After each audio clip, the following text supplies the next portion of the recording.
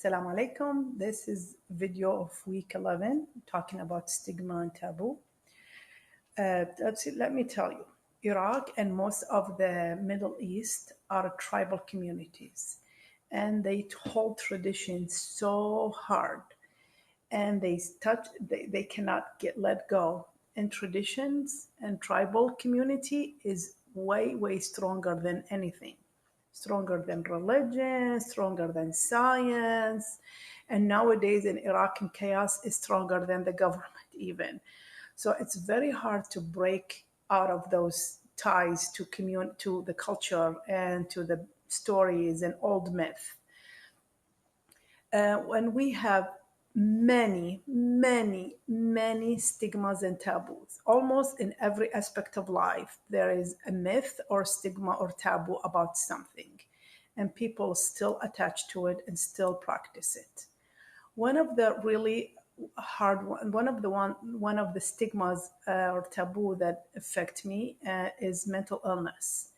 Mental illness, as I mentioned in the article in this class, uh, it's big taboo. No one believe in it for so many reasons. If you think you're mentally ill or you need help, they think you're crazy and you'll be labeled as crazy. The men cannot be mentally ill because that's signs of weakness, and they have to be tough.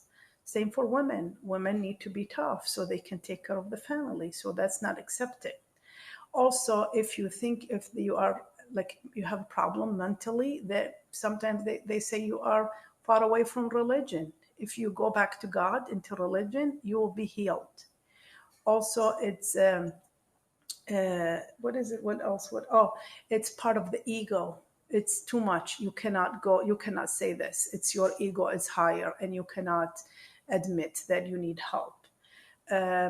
Plus, it's funny. It's you go to a doctor and you sit in front of him and talk to him. That is unheard of. That's how can he fix you by just talking?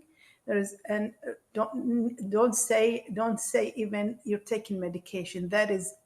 No. Taking medication for your mental illness, that means you really lost it. That means you're really sick and crazy.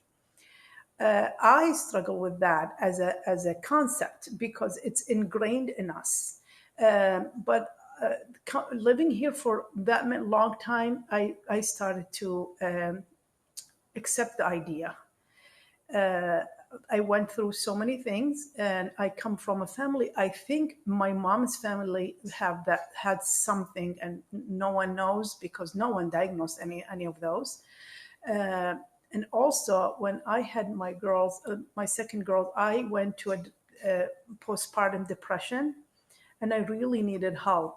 And a therapist used to come to my house and talk to me, and she suggested that I take medication. But we were in America, but that was like a long time ago, and we were new. So that was no.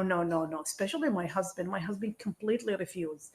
You're not taking medication. You're nothing wrong with you. And I really wanted it, but I was also on the fence because I brought with an idea of no, you're not taking medication for your mental illness because that's not something we do.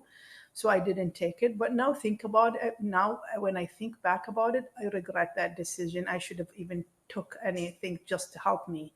I I like I tried to commit suicide. And also now my oldest, she is type A personality, so she is severe anxiety and OCD. And I fought. I mean, I'm embarrassed to say that, but that's the fact. I fought tooth and nail not to give her any help until last year. I mean, she has to. I mean, the girl is just too much. I mean, she used to go to therapists, but to go to psychiatrists and take medication, that was something I could not deal with it. I cried and cried for days. But then now I'm fine with it, and I tell everybody this story because I think that's the right thing to do for her. And that's why I chose this subject, because it's really affect me, my family, and I hope one day I see Iraq and the Arab world accept that fact that mental illness is real disease and people need it. Thank you and see you.